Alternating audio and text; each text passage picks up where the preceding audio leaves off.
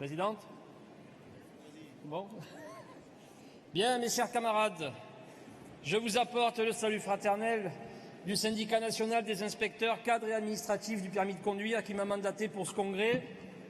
Et évidemment, vous vous en doutez, le salut de la Fédération générale des fonctionnaires, dont beaucoup de fonctionnaires sont présents dans cette salle. Mes camarades, je vais commencer par ce qu'a dit Emmanuel Macron, à peine arrivé au pouvoir, à la première conférence nationale des territoires au Sénat. Il a dit quelque chose d'essentiel qui doit guider toute notre réflexion. Il a dit « Je ne suis plus pour l'égalité des droits dans ce pays, je suis pour l'égalité des chances ». Mes camarades, à partir de ce moment-là, tous déclinent. C'est-à-dire, je ne veux plus d'égalité des droits, donc je veux changer le modèle social. Et mes camarades, arrêtons d'employer des termes utilisés par le gouvernement. Ça ne veut rien dire nouveau monde, ancien monde. Ce qui veut dire quelque chose, c'est le modèle social. Modèle social que nous avons construit par nos anciens après le Conseil national de la résistance, que nous avons construit dans la fonction publique, ne l'oublions pas, avec le premier statut général le 19 octobre 1946. Le modèle social, ce sont des valeurs républicaines, mes camarades. C'est la protection sociale collective et son mode de financement que Macron est en train de détruire en mettant la CSG à la place des cotisations salariales et bientôt patronales. C'est la fin du statut général des fonctionnaires. Le statut général des fonctionnaires, mes camarades, ce n'est pas que le cadre d'emploi ou le cadre d'emploi juridique de l'emploi public. Non, le statut général des fonctionnaires, mes camarades, ça porte des valeurs républicaines. Ça porte des valeurs de liberté, d'égalité, de fraternité et bien sûr de laïcité. S'il n'y a plus d'égalité des droits, mes camarades, comment on assure l'égalité? Comment on assure la laïcité? Comment on assure à un citoyen, un usager qui viendra dans le service public que quelles que soient ses religions, quel que soit son niveau, quelles que soient ses origines, il aura le même service rendu? Parce que le statut général, mes camarades, des fonctionnaires, c'est ce qui fait justement qu'on n'est pas soumis aux aléas des changements politiques, pas soumis aux différents lobbies ou autres pressions possibles.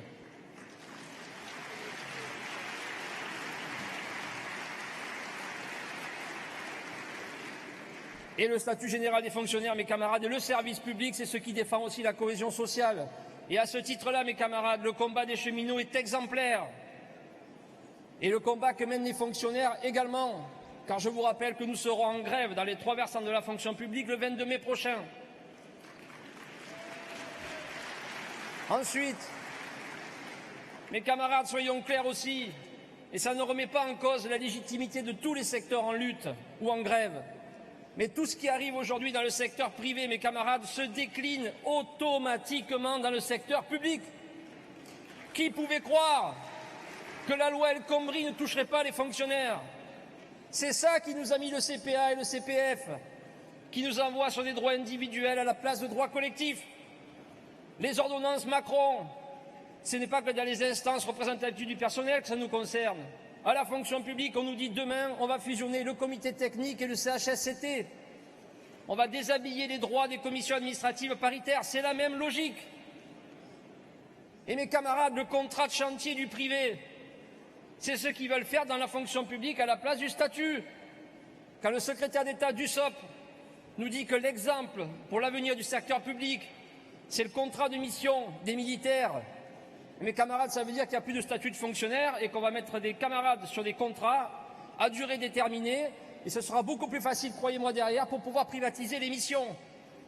Donc, mes camarades, quand la Confédération discute un ANI, quel qu'il soit, personne ne doit oublier, ni aujourd'hui ni demain, qu'il y aura un impact, quoi qu'il arrive et quoi qu'ils disent à ce moment-là au niveau du gouvernement, dans le secteur public, mes camarades. Ce qui fait que public-privé, quoi qu'il arrive, on est impacté à un moment donné, tous pareils.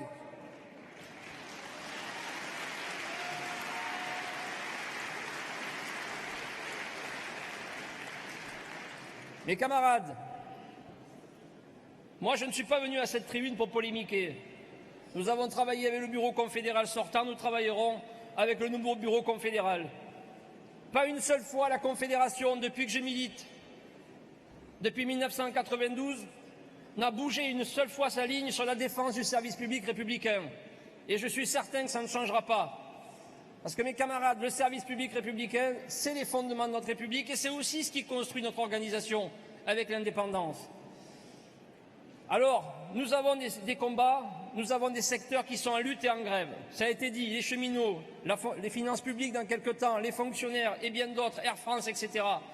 Mais mes camarades, ce qui est en jeu, c'est le modèle social. Et le modèle social, c'est ce que nous vivons tous au quotidien en tant que salariés, en tant que citoyens. Christian, pense à conclure, s'il te plaît. Bien sûr, ma chère Françoise.